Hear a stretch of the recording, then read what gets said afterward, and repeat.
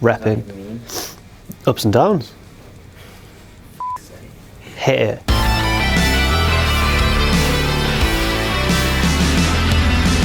Let's start off with the customary down for JBL, but let's not dwell on it too much, because some people were cross about that. Some people were cross about me still giving JBL a down in the comments and on Twitter, even though a few weeks ago everyone was like, JBL's the worst person in the history of the world. Just goes to show how trends really do move in today's society. Like, as soon as something's not cool anymore, people stop caring about it. Stupid idiots, all of you. Only the ones who, not all of you, just a few. Let's move on. The show opened with Carmella and James Ellsworth prancing down to the ring with the Money in the Bank briefcase, and I was in the camp that disagreed with Ellsworth physically unhooking the briefcase on Sunday, but this promo mended some of, not all, but some of the negatives that came out of that result. Carmella, this is probably the best promo she's ever done in her career. She was really good. Ellsworth was quite a good little hype man backup for her. And yeah, I had absolutely no complaints with this promo, just with the way that we got to this stage. But at least Carmella herself is doing all she can to repair that. So this opening segment definitely gets an up. Next up, a singles match between two competitors who are usually in tag team matches, Big E and I think James Uso. It was Jimmy. They had a match. Big E won. It all kind of made sense. It wasn't spectacular, nothing like that. Fairly good match. Big E won. It's another kind of notch in the belt of the challengers, making them look stronger than the champions. Obviously, this will hopefully lead to another rematch, because their match at Money in the Bank, people kind of weren't hot on the ending, but I thought it was a really good match, and everyone kind of did really well. So I wouldn't mind seeing another rematch, and this match itself was okay. So I'm giving it a cautious up. Not so much more like that, but obviously in our arbitrary scoring system, it counts as like just got a text. It's from Domino's. Next up, we had a sit-down interview with Randy Orton. I have mixed feelings on the Orton and Jinder feud continuing, but I will say this: as much as Orton often tries to get kind of hatred and emotion into his promos, at the end of the day, he's still Randy Orton, isn't he? He's not the most naturally inclined to do that. Sorry, my script nearly just fell off there. But Orton had a sit-down interview, and it was uninspiring, I think is the word. I'm going to give this one a down. Hopefully, we won't see him again later in the show. We certainly will. Next up, Ziggler versus Nakamura. And when this was announced, I was like, oh no, like we just saw this at Backlash. It was okay. Like, it was nothing special. This match that they had was the best match on the show, and it was like much better than their match at Backlash. And Nakamura picked up the win with one of the more brutal Kinshasas we've seen so far, just right up into the chin of Ziggler. You could hear I'm guessing he slapped his leg or something, but it sounded and looked as though he just cracked him in the chin. It was very brutal, and the end of a very good match, so naturally this gets an up. Ooh. Next up, Kevin Owens issued an open hometown challenge, which is just kind of what guys with the US title do, it seems. And he was answered by AJ Styles, but he said, no, first of all, you're not from this town. Secondly, you've had way too many opportunities already. So then he was interrupted by American Alpha, and Chad Gable came along and said, look, I'm from this town. And Owens went, no, you're not. And he went, I am. I moved here this morning. And everyone went, oh, and then the match was made. Decent match. Obviously Gable lost, but it was a decent match, and it's exciting to see Gable, kind of have a big singles match on television, because if you look at Jordan and Gable, they're two guys who really could both become big breakout singles stars, and they're doing nothing at the minute in the tag division. So this was good from top to bottom. AJ on guest commentary was funny as well. It also gets an up.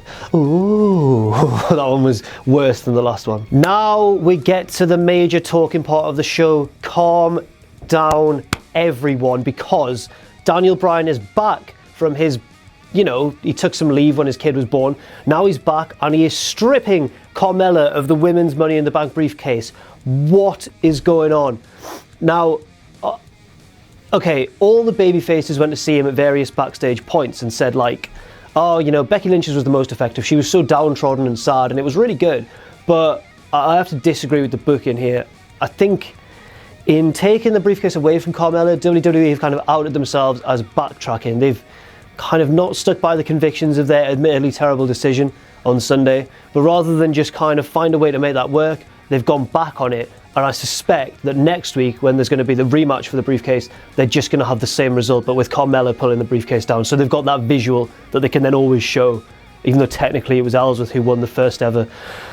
It's all a mess, but oh, and there's another thing as well. The promo segment was awful because Charlotte at one point said, "You shut up before I make you look like Ellsworth."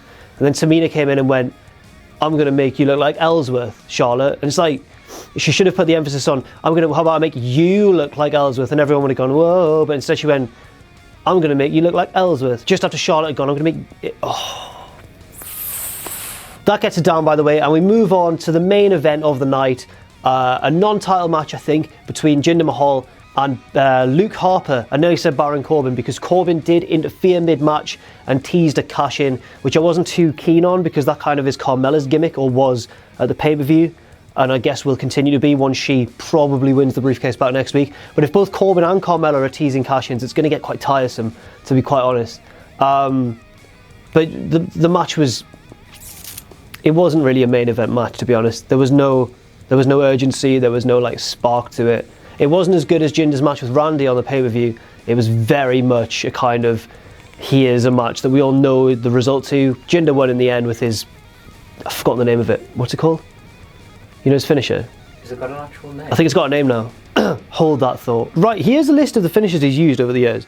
The Sands of Time. There was a Fireman's Carry double knee gutbuster, which I believe you used when you were a wrestler.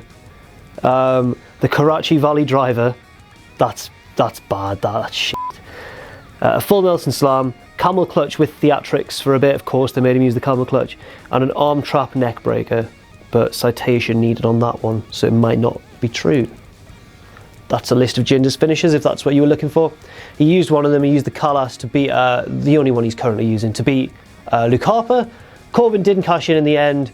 1, 2, 3, and there, well, that gets it down because the match was rubbish. But then Randy Orton came out and just dropped the Stings and hit RKOs and everything. Very fun. It's always fun when Randy Orton does that. And hopefully, because this feud is continuing past the point that I think it should have stopped at, hopefully the majority of it is just Orton beating up the Stings, because that doesn't really get old. So for that last little segment, I'm going to give that last little one an up.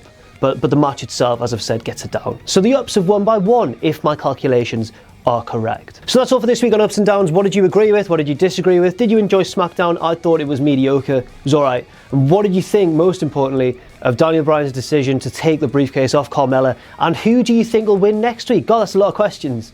But you've got a whole week to think on it. And then I'll be back next week for more ups and more downs as well. I've been Jack from WhatCulture.com. Thank you, Richard. Cheers, mate. No bother. Phil's off in Glastonbury, hoboing around, so it's up to you, really. And we'll see you very soon. Hello, I am Adam Pacitti and I am fun. To prove how fun I am, I'm going to ask you a wrestling-based trivia question. Are you ready? Good. The DDT became famous for being the finishing move of which wrestler?